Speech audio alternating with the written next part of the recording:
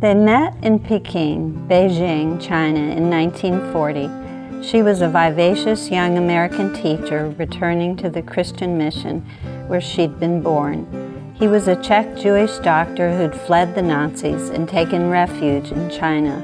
They fell in love and married 5 weeks later, near the steps of Peking's Temple of Heaven, where the Taoists believe heaven and earth intersect.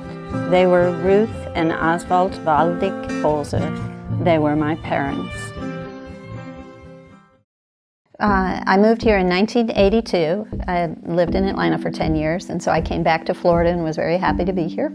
And in Central Florida, I've always liked the opportunity to get involved, and it's a welcoming community.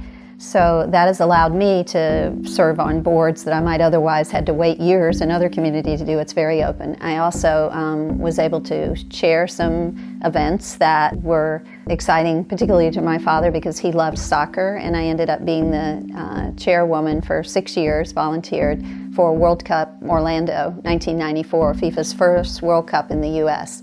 So we went through a bid process where we beat out 20 other cities to be the host, being one of 9 that hosted it, and we were named by the Atlanta Constitution the best venue and the best World Cup ever. And my father was so proud of that. Central Florida really does welcome people.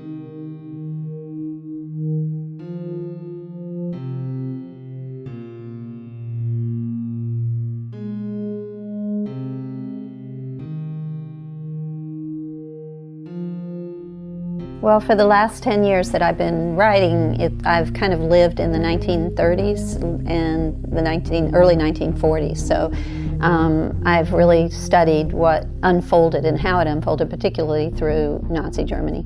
And so the anti-Semitism, which is certainly on the rise here now, and just anti-immigrants too in a lot of ways. If you're not pure in what the Nazis saw, then maybe you don't belong here. And we're seeing that kind of attitude, and that really, really haunts me. You also see attacks on the media, as you did back then. You just see a lot of problems that, you know, they emerge slowly, but then suddenly the pot is boiling, and that's what happened there. And so I think that's how I kind of see what's happening in America right now, and it's important for everybody to keep their eyes open and stand up for justice and make sure we don't go any further down a path that we can't come back from.